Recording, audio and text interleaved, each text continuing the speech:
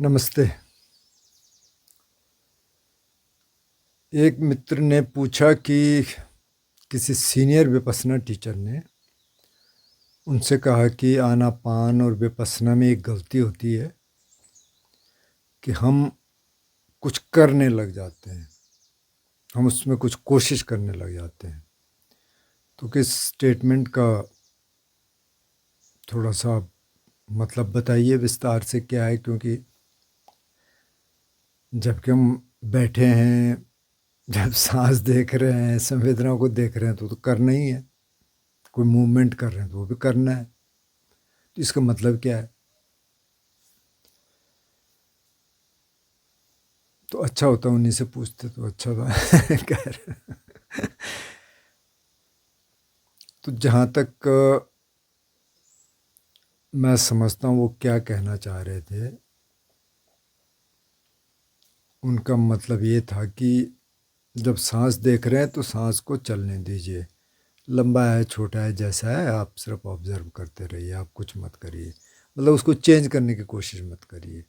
कई बार कुछ लोगों का होता है ना कि अब मेरे को तो जैसे सांस से रुक रही किसी का। कोई मेरे से कह रहा था कि मैं तो अब कर ही नहीं पा रहा आँख खोल के ध्यान। क्या हुआ? मेरे को लगता है दम घुट जाएगा। तो कैसे दम घुटेगा भाई? तो मैंने कहा आँख खोल के कर लो। तो अगर ऐसा लग रहा आँख बंद करके दम घुट रहा था, आँख खोल के ध्यान कर लो। बुद्ध ने ये थोड़ी कहा कि आँख बंद करो, आँख खोल लो, जैसे आपकी इच्छा है।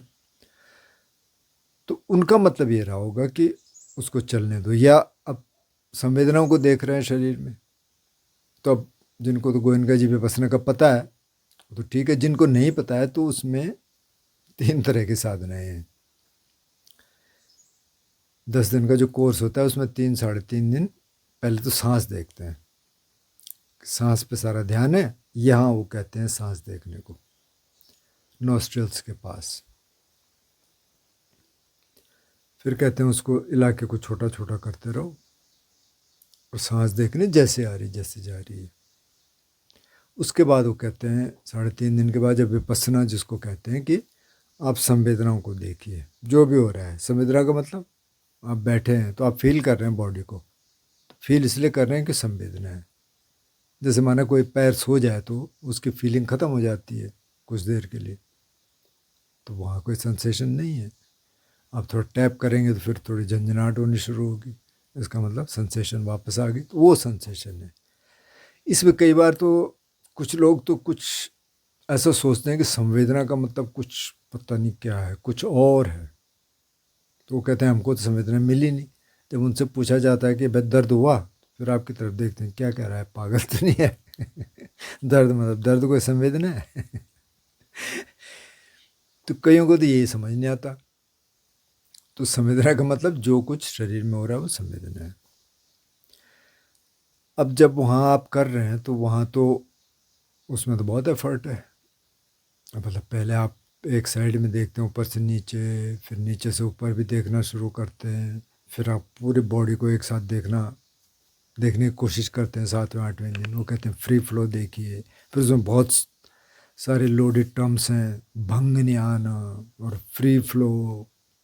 और उसमें साधक फंसता है। तो जब साधक घर आता है, वहाँ तो 10 दिन है तो 10 घंटे की साधना हो रही है, तो सब कुछ दिखने लग जाता है ज़्यादातर को जो सीरियस है। घर में आते हैं वो होता नहीं है, क्योंकि घर में आप कितना ध्यान कर लेंगे, 2 3 घंटे कर लेंगे ज़्यादा से ज़्यादा, फिर और सारे काम होते हैं। तो फिर इसमें अक्सर क्या होता है, बहुत सारे लोगों के साथ ये होता है कि जब चक्कर मारना शुरू करते हैं ना, ऊपर से देखना शुरू करते हैं, तो मेरे बहुतों से बात होती है, अभी भी होती है, पहले भी होती थी। एक ही चक्कर में पूरा घंटा निकल जाता है। क्यों? क्योंकि अब दिमाग में तो ये डाल दिया गया कि अभी तो फ्री फ्लो होना चाहिए, तो भंग न्यान होना चाहिए, मतलब पूरा डिसोल्यूशन ऑफ द बॉडी होना चाहिए, आइडियल स्टेट तो वो है। अब साधक यहाँ काम करना शुरू करता है, उसको तो भंग न्यान तो बहुत दूर की बात है, उस संवेदनाएं दिखती नहीं। वो बड़ी कोशिश करता है सिर पे जाना है, और सिर पे क्या हो, यहाँ क्या, अच्छा यहाँ तो मूर्छा है। फिर ये भी कहा जाता है उसमें कि मूर्छा ना हो कहीं। मूर्छा मतलब कि कहीं ऐसा ना हो कि आप कि अवेयरनेस नहीं है, उस पार्ट के प्रति आपकी ध्यान नहीं जा रहा, तो अब साधक इसमें परेशान हो जाता है। मतलब जो मेरा अनुभव है, मैं किसी की कोई बुराई नहीं कर रहा हूँ, पर जिस तरीके से ये डिज़ाइन किया गया है, इसलिए अब हम कहेंगे तो फिर बहुत लोग कहेंगे कि लो यार, आपने वहाँ से सीखा, अब आप इस तरीके से बात कर रहे हैं, लेकिन ऐसा नहीं है। मैं पीएल दर साहब का उदाहरण देता हूँ बार बार, और भी होंगे, मेरे को सिर्फ उन्हीं का पता, कि वो सिस्टम से अलग निकले, फिर उन्होंने कहा भाई ये सब कुछ नहीं है, इसमें 2-3 टेक्निक्स हैं, ठीक है कर लो। लेकिन बुद्ध ने बहुत और चीज़ें बोली। एक दूसरा जो ये टेक्निक है ना, ऊपर से नीचे, नीचे से ऊपर चक्कर मारने वाली, ये तो बुद्ध ने कहीं कहा ही नहीं। अभी तो गोयनका जी ने कहाँ से उठाया पता नहीं। तो ये चक्कर मारने वाला ना, एक आध बार आप कर लो सरसरी तौर पे, 1-1 इंच 1-1 सेंटीमीटर करेंगे तो फिर उसमें तो कुछ नहीं, मोटा मोटा। जैसे मैं कहता हूँ भाई इस पार्ट को देख लो ऊपर, फिर यहाँ से लेके कमर के नीचे तक का धड़ का पार्ट देख लो, आगे पीछे हाथ, फिर एक पैर का पार्ट देख लो। इसके लिए देखना है ताकि बॉडी अवेयरनेस आ जाए। अब आपकी बॉडी अवेयरनेस है, आप सांस भी देखना शुरू कर दो, यहाँ देख लो, यहाँ देख लो, पूरी बॉडी में देख लो, जहाँ दिख रहा है वहाँ देख लो, और आवाज़ें भी सुनना शुरू कर दो। इस पद्धति में आप काफ़ी हद तक, जो फ्रेज़ है कि एफर्टलेस एफर्ट, कि जहाँ एफर्ट तो है, कोशिश तो है, लेकिन वो कोशिश अब सहज हो गई, उसमें आपको फोर्स नहीं करना पड़ रहा। जैसे होता क्या है, जब कोई 10 दिन का ध्यान करके आता है, और जो इनके आंकड़े हैं विपස්සना वालों के कि 3% लोग वापस जाते हैं दोबारा करने के लिए, तो इसका मतलब वो 3% कर रहे थे प्रैक्टिस, तो शायद नहीं भी कर रहे होंगे कुछ, पर चलो वो करना चाहते हैं। 5-7% और होंगे जो कि कोर्स तो नहीं कर पाए, लेकिन जो प्रैक्टिस में है, तो चलो 10% मान लेते हैं, तो 90% लोग छोड़ देते हैं। क्यों? क्योंकि अब ये बहुत हैवी हो जाता है। उस समय तो हो जाता है, यहाँ होता नहीं, संवेदना ही नहीं मिलती। तो क्या करेंगे बैठ के, लगता है मेरे तो साधना ही नहीं हो रही है। तो वो उसके कुछ अच्छी बातें हैं, कुछ अच्छी चीज़ें हैं कि चलो 10 दिन का रिट्रीट है, आप कुछ तो पता चला, लेकिन उसके बाद आप अपना मेथड देखिए। अब वो लोग इसको इनकरेज नहीं करेंगे। अगर आप कहेंगे मैं तो अपने मेथड से कर रहा हूँ, तो दोबारा आपको आने भी नहीं देंगे। वहाँ तो बहुत रिजिडिटी है, आ गई अभी, खैर पहले भी थी। तो अब मैं इसको, क्योंकि आपने कहा थोड़ा विस्तार से बताइए, तो मैं आपको कोशिश करता हूँ कि बुद्ध ने क्या बोला। क्या बुद्ध ने ऐसा बोला कि कोई कोशिश नहीं करनी है, या बुद्ध ने ये बोला कि डू नथिंग? जैसे डू नथिंग कहाँ से आया? डू नथिंग जो शिकन ताज़ा है, जैपनीज टर्म है शिकन ताज़ा, शिकन ताज़ा का मतलब है डू नथिंग। तो जो वहाँ 2 स्कूल हैं ज़ेन में, शायद ये सोतो स्कूल का है, वो कहते हैं कुछ नहीं करना, बस बैठ जाओ, कुछ नहीं करना है। तो फिर बैठना ही एफर्ट हो गया। अब आप कहेंगे तो अब बैठना भी क्यों है? सही बात है, बैठने पे तो एफर्ट हो गया ना। तो अगर अगर उसको यहाँ तक खींच देंगे तो फिर तो आप कुछ कर ही नहीं पाएंगे। तो अब देख लेते हैं बुद्ध क्या कर रहे हैं। तो आनापान सती सूत्र देख लेते हैं, जो कि ऐसा सूत्र है कि जो बहुत गंभीर साधकों को दिया गया, मतलब जो मार्ग में स्टैब्लिश हो चुके हैं। इसका नाम है आनापान सती सूत्र, मतलब आते हुए सांस की जानकारी, जाते हुए सांस की जानकारी, उसमें पूरा सूत्र। अब यही आनापान सतिपट्ठान में भी है, जो 4 स्टेब्लिशमेंट्स ऑफ माइंडफुलनेस या 4 फाउंडेशंस ऑफ माइंडफुलनेस है, जिसमें कायानुपස්සना, वेदनानुपස්සना, चित्तानुपස්සना, धम्मानुपස්සना है, उसमें भी आनापान से ही शुरू होता है। तो उसमें क्या है, उसमें 4 स्टेप हैं, जो सतिपट्ठान में बुद्ध ने आनापान की बात की है। जब आनापान सती सूत्र की बात करते हैं तो उसमें 16 स्टेप हैं। 16 स्टेप की चर्चा हम यहाँ नहीं करेंगे, लेकिन 8 स्टेप की चर्चा कर सकते हैं। तो पहले 4 स्टेप देख लेते हैं, जो सतिपट्ठान में भी हैं और आनापान सती सूत्र में भी हैं। बुद्ध शुरू क्या करते हैं?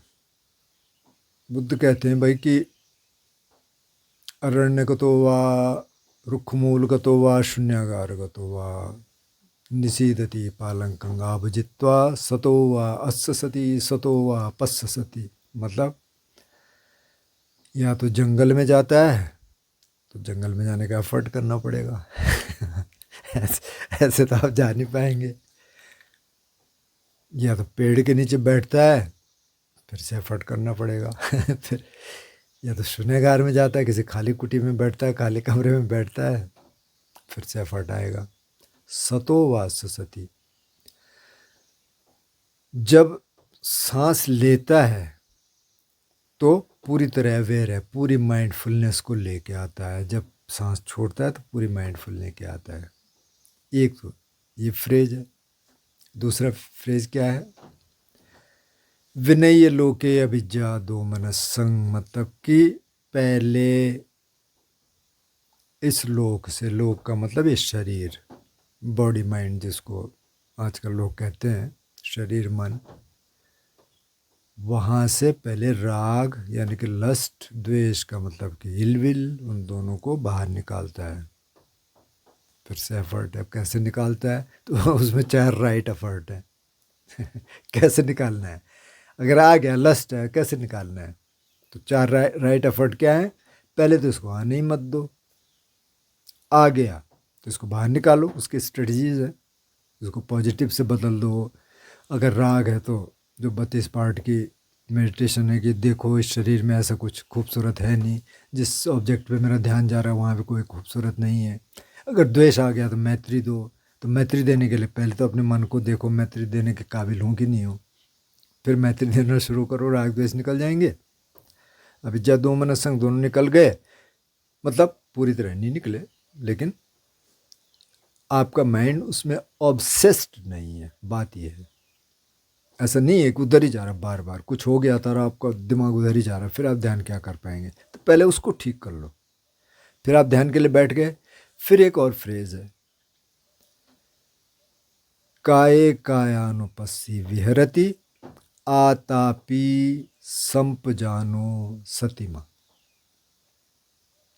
इसी तरह से वेदना सुवेदनानुपस्सी विहरति, चित्ते सुचित्तानुपस्सी विहरति और धम्मेसु धम्मानुपस्सी विहरति। मतलब चारों जो अनुपस्सनाएं हैं, क्या कह रहे हैं? आतापी, तप करता है, आर्डेंट, बिल्कुल पूरी कोशिश करता है, सारा का सारा एफर्ट है। संपजानो, संप्रज्ञान है, मतलब कि संवेदनाओं के आधार पर जानता है, अवेयरनेस है, बॉडी अवेयरनेस है। जहाँ जहाँ चित्त जा रहा है वहाँ अवेयरनेस है और पता है कि क्या कर रहे हैं। संप्रजान में वो भी आ जाएगा कि पता है कि क्या कर रहे हैं। क्लियर कॉम्प्रिहेंशन उन्होंने किसी ने ट्रांसलेट किया कि पता है। तो आप आनापान कर रहे हैं तो आपको पता है आनापान कर रहे हैं, तो आपका ध्यान उधर है, आनापान कर रहे हैं, माइंडफुलनेस है और आपको अवेयरनेस का पता है। सतीमा, सती है, माइंडफुलनेस है। तो इसमें तो सारा ही एफर्ट है।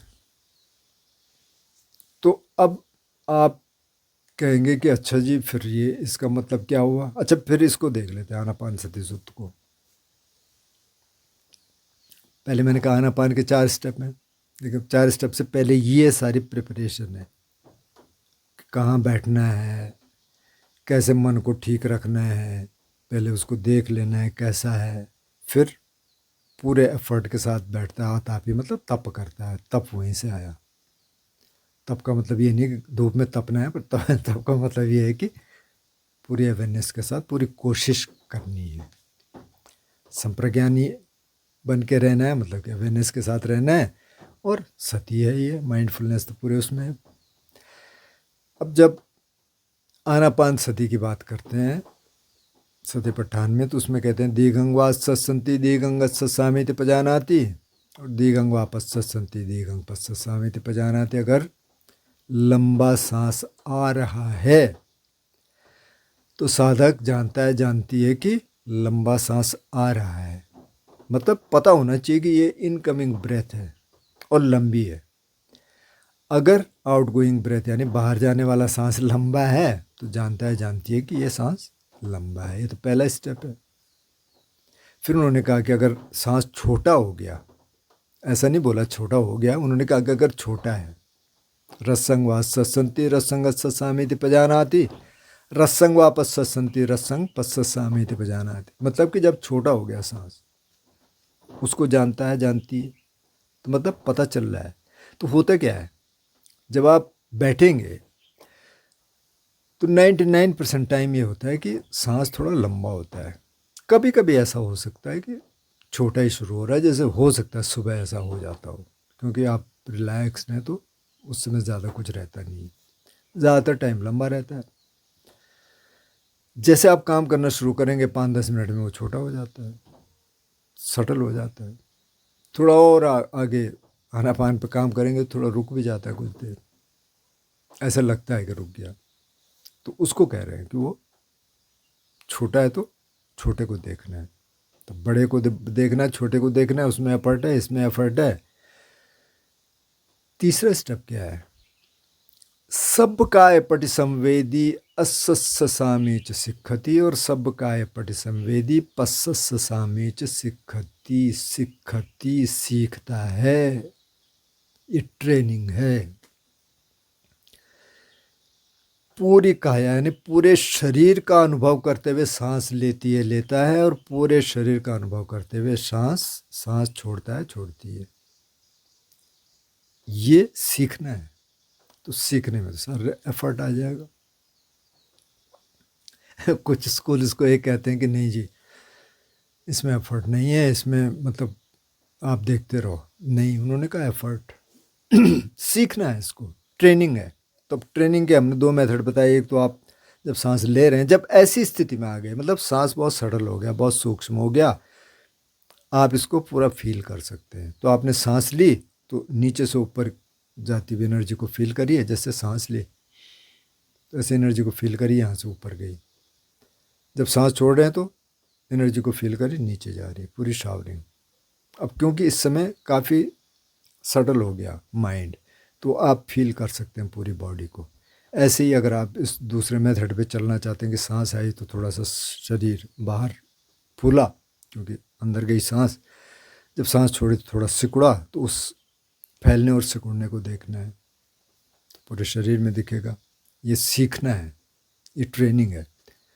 और फिर चौथा स्टेप क्या है, अब आपने ये सीख लिया, यहाँ तक आप पहुँच गए, आप पूरी बॉडी को देख पा रहे हैं ऊपर से नीचे, नीचे से ऊपर। फिर वो कहते हैं पसंबकाय संखारंग सस्सामी च सिक्खति, पसंबकाय संखारंग पस्ससामी च सिक्खति। मतलब जो काया का संस्कार है, काया का संस्कार यहाँ पे सांस है, उसको प्रसरब्ध यानी उसको शांत करते हुए सांस लेता है। अब सटल तो पहले ही हो गया था, लेकिन चूंकि तीसरा स्टेप ये था कि पूरी बॉडी को फील करना है, तो हो सकता है उसमें थोड़ा सा जोर लगेगा।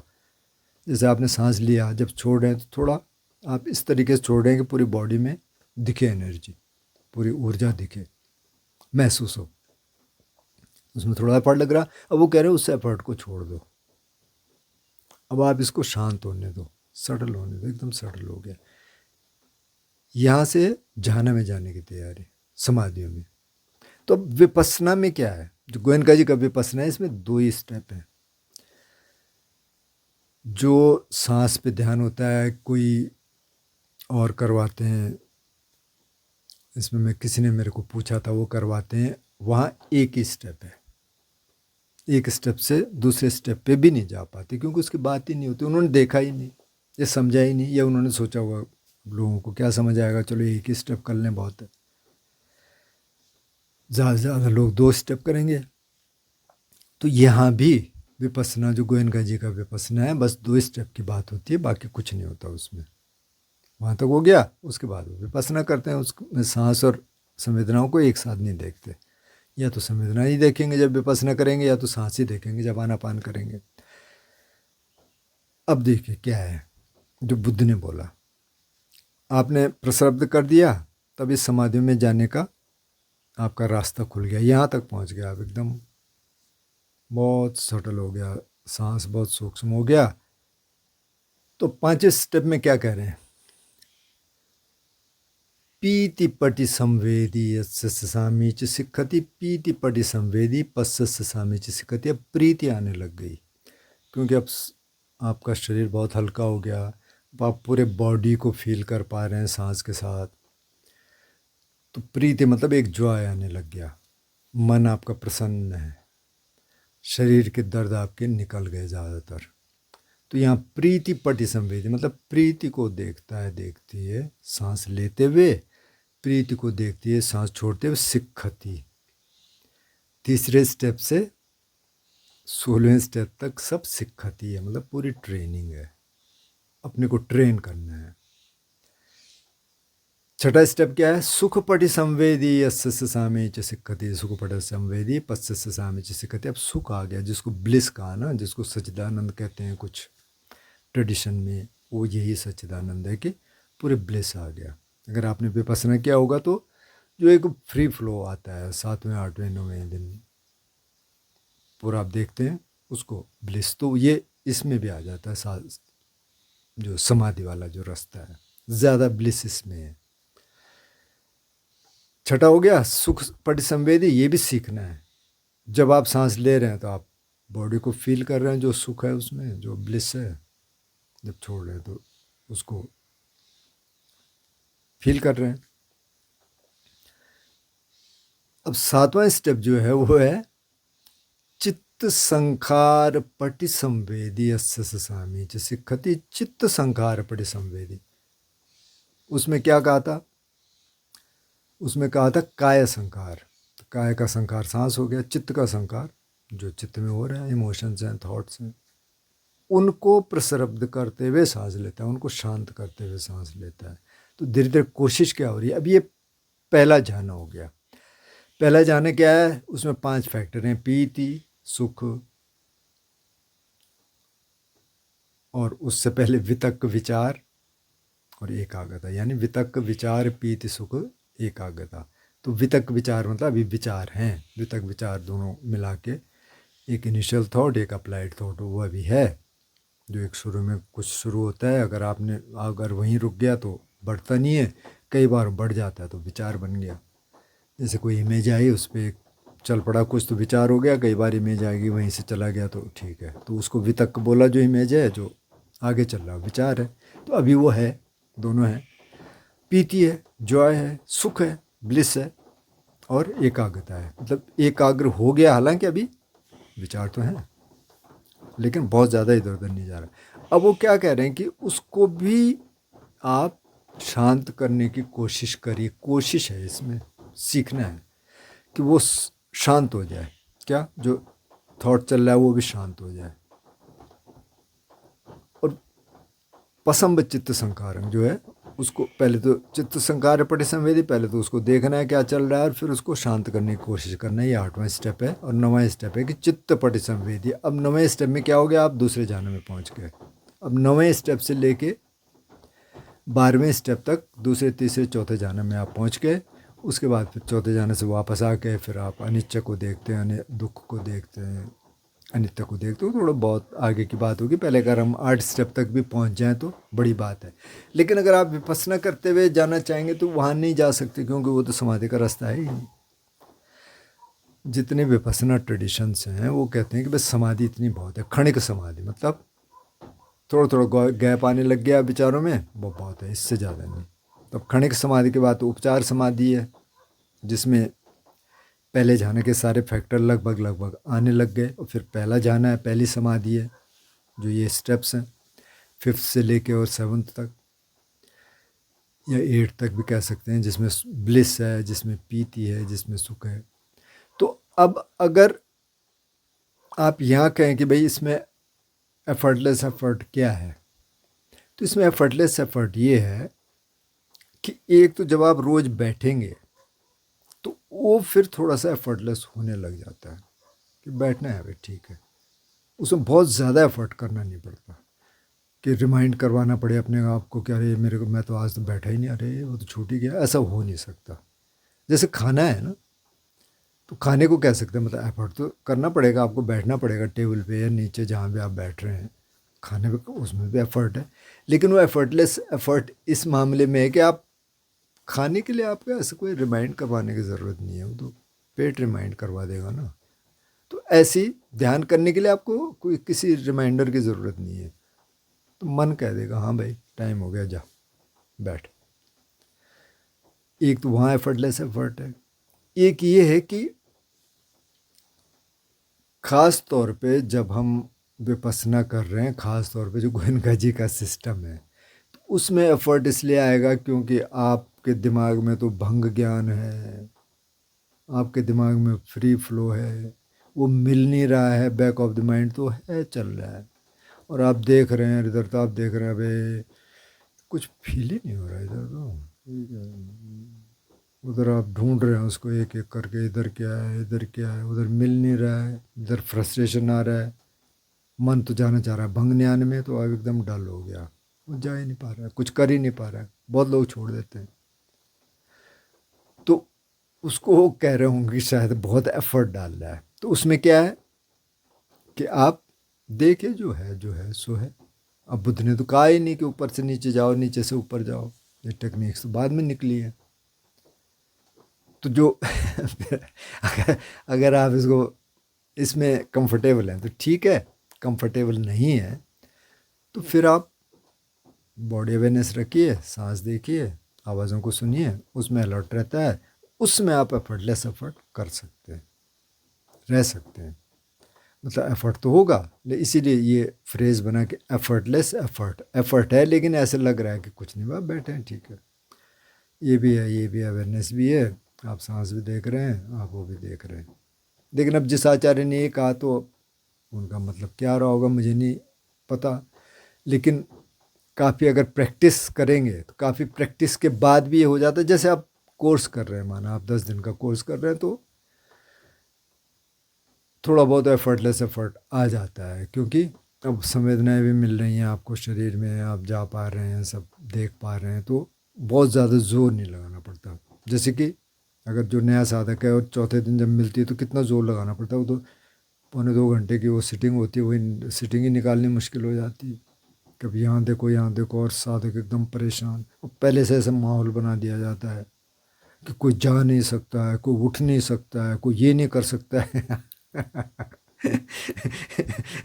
मैं मैं एक कोर्स में सेवा दे रहा था, अच्छा उस दिन मैं नहीं था बाय द वे, हॉल में, इगतपुरी की बात है, और कोई एक पेशेंट था, एड्स पेशेंट था वो। अब कुशन पे बैठा हुआ है, 1 घंटा तो बैठ गया, फिर उसने धमसे को कहा कि मेरे को बाहर जाना, धमसे करन। कई बार उनकी बॉडी लैंग्वेज बड़ी एग्रेसिव हो जाती है, बैठ, नहीं जाना इसमें तुम। मतलब इशारों में। फिर उसने कहा, फिर उसने वहीं पेशाब कर लिया, पूरे उस पर पेशाब हो गया, और फिर टीचर ने देखा ये क्या हो रहा है, तब टीचर बीच बीच में आँख खोल के देखते हैं, फिर उन्होंने कहा कि बाहर जा, फिर बेचारा वो पूरा कुशन को उठा के फिर बाहर गया। बेवकूफ़, वो बता रहा है तेरे को कि मेरे को जाना पड़ रहा है भाई। तो उसको क्यों रोक रहा है, लेकिन क्योंकि अब इंस्ट्रक्शंस ऐसी है, तो क्या करेंगे, तो इसमें तो बहुत ज़्यादा एफर्ट है। तो जिसने कहा है पता नहीं क्या कहा है, लेकिन एफर्टलेस एफर्ट पे आप ला सकते हैं, बशर्ते कि आप ऐसी टेक्निक चुनें। अब जब आनापान विपස්සना आप करेंगे गोयनका जी की टेक्निक से, तो उसमें तो बहुत एफर्ट है, और उसमें तो बहुत फ्रस्ट्रेशन भी आ जाता है। जब साधक घर में जाके और वो देखता रहता ऊपर से नीचे, नीचे से ऊपर, दिखता कुछ है नहीं, मूर्छाएँ दिखती हैं, मूर्छा मतलब कुछ संवेदनाएँ नहीं मिलती हैं, तो फिर उसको लगता है यार तो बेकार ही हो रही है, मेरी तो साधना ही नहीं हो रही है। बुद्ध ने ऐसा कुछ कहा ही नहीं, उन्होंने तो ये कहा कि वेदनानुपස්සना में कि भाई अगर दुखद वेदना है तो दुखद वेदना को देखता है, अगर सुखद वेदना है तो सुखद वेदना को देखता है, अगर न्यूट्रल वेदना है तो न्यूट्रल को देखता है। कहाँ देखना है, शरीर में जहाँ हो रही है वहाँ देखना है, कुछ नहीं ऐसे कहा कि सिर पे जा, पैर पे जा, इधर जाओ, तो कुछ नहीं, ठीक है जहाँ देख रहे हैं। और वेदना को वेदना की तरह देखना है, वेदना सुवेदना अनुपस्सी विहरती, मतलब जब संवेदना हो रही है, सेंसेशन हो रही है, तो सेंसेशन में सेंसेशन को देखता है, मतलब कि और कुछ नहीं है भाई, सेंसेशन है ये मेरी तेरी कुछ नहीं है, ये एग्रीएबल डिसएग्रीएबल कुछ नहीं है, जो है ठीक है, बस आप देख रहे हैं उसको तटस्थ भाव से। तो वहाँ थोड़ा सा एफर्टलेस एफर्ट आएगा। अगर आप इस तटस्थ भाव में पहुँच गए, तब की बात हो रही है वो, तब नया साधक कहाँ पहुँचेगा उसको। तो इसलिए सारे फ्रेज हैं कि डू नथिंग और शिकन ताज़ा और कुछ भी नहीं करना। तो बैठ के तो बैठे हैं ना, तो बैठ के आप कुछ तो करेंगे ना, ये तो सोचेंगे। फिर कुछ नहीं करना तो सोचेंगे, तो वो तो चलेगा तो नहीं। कुछ नहीं करके कुछ नहीं होगा, आपको करना पड़ेगा। लेकिन वो एक ऐसी स्थिति आ गई, अब जब आप समाधि में पहुंच गए ना, जब आप दूसरी समाधि में पहुंच गए, तो आप एफर्टलेस एफर्ट, फिर वहाँ तो आप बैठे हैं, आप सिर्फ आप देख रहे हैं। तीसरी में पहुंच गए तो तीसरी में प्रीति भी ख़त्म हो गई, चौथी समाधि में सुख भी ख़त्म हो गया। अब सिर्फ उस स्पेस है और कुछ नहीं। सांस भी कई बार थोड़ा बहुत रुक जाती है, तो वहाँ तो बिल्कुल, वहाँ जाके तो एफर्टलेस एफर्ट हो जाएगा, वहाँ तो कुछ करना नहीं है, चल रहा है ठीक है। सांस फिर भी आप देख सकते हैं, मतलब देखनी है जो आनापान सति सूत्र के हिसाब से जो बुद्ध कह रहे हैं। तो अब मेरी अंडरस्टैंडिंग तो ये है, बाकी आप बताना कि भाई इससे कुछ आपके कंसेप्ट क्लियर हुए कि नहीं है। फिर बात पता क्या है, जब आप करेंगे ना तो आप खुद सीखना शुरू कर देंगे। अब धर साहब की मैं बार बार क्यों एग्जांपल देता हूँ, एक तो मैं धर साहब को जानता हूँ, मैंने उनके साथ थोड़ा बहुत काम किया है, मतलब उनके साथ सेवा की है। हालांकि वो मुझे नहीं जानते, उन्होंने तो सैकड़ों धम्म सेवकों के साथ काम किया होगा, तो वो क्या जानेंगे, लेकिन मैंने उनके साथ काम किया थोड़ा सा। और बहुत सीनियर टीचर थे। तिहाड़ में जब विपसना गई, जब गोयनका जी ने पहला शिविर लिया, फिर और शिविर लिया, अभी धम्म तिहाड़ करके वहाँ सेंटर है। पुलिस में जो दिल्ली पुलिस में एक विपसना सेंटर है पुलिस वालों के लिए। उन्होंने सोचा पुलिस वाले भी सुधर जाएंगे। पता नहीं, कुछ तो फर्क पड़ा होगा, खैर कुछ लोगों पे तो पड़ा होगा। तो उधर साहब थे उसमें मेन। जब ये दोनों ही जो प्रयास थे, ये किरण बेदी जी ने किए थे, तिहाड़ में भी और पुलिस एकेडमी में भी, तो उसमें धर साहब थे। धर साहब वहाँ के इंचार्ज थे ना दिल्ली के, तो वही करवाते थे। फिर वो अलग क्यों हुए, क्योंकि उन्होंने देखा, उन्होंने पढ़ना लिखना शुरू किया, आईआईटी के प्रोफेसर हैं, थे मतलब रिटायर्ड हैं। देखा यार अच्छा बुद्ध तो कुछ और ही कह रहे हैं, वो तो बहुत कुछ कह रहे हैं, बहुत तरीके से साधना हो सकती है। आप चल के ध्यान कर सकते हैं, आप खड़े होकर ध्यान कर सकते हैं, आप उसके बाद सीधे चित्त को देख सकते हैं, आप सीधे इमोशंस को देख सकते हैं। तो इसमें तो बहुत सारा है। तो यहाँ तो इन्होंने बस इसी में लगा दिया कि ऊपर से नीचे, नीचे से ऊपर जाओ। मतलब उसके अपने फ़ायदे हैं, करने के लिए ठीक है, 10 दिन रिट्रीट कराओ, लेकिन उसके बाद आप देखो, थोड़ा सा सुनो, थोड़ा अपनी टेक्निक निकालो, आपको कौन सी टेक्निक सही लग रही है, कौन सी टेक्निक आपको सूट कर रही है। वो तब होगा जब आपका ये रास्ता बन गया कि हाँ भाई मेरे को इस रास्ते पे चलना है। अगर आप वैसे कर रहे हैं तो थोड़ा आनापान कर लीजिए, थोड़ा सा देख लीजिए, उतना काफ़ी है। पर अगर आप थोड़ा सीरियस हैं तो फिर आप ढूंढेंगे, और फिर उसमें आपको पता चल जाएगा इन फ्रेजेस का मतलब क्या है। ऐसे तो नहीं कह रहे कि क्या गलती करते हैं, और गलती क्या करते हैं उसमें तो है, तो एफर्ट तो है। मुझे लगता है इतना काफ़ी है इसमें। नमस्ते।